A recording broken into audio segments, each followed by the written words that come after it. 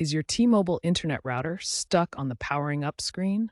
This is a common issue known as a boot loop, where the router repeatedly tries and fails to start. It's often caused by firmware glitches, power supply inconsistencies, or, less frequently, hardware problems. The good news is that many boot loops can be resolved with simple troubleshooting.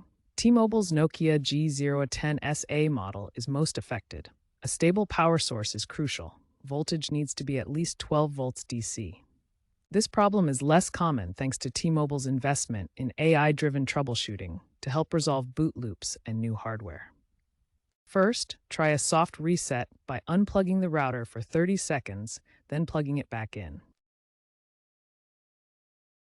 If that doesn't work, attempt a hard reset by holding the reset button for 10 to 15 seconds. Check your power adapter and ensure it is properly connected and providing the correct voltage.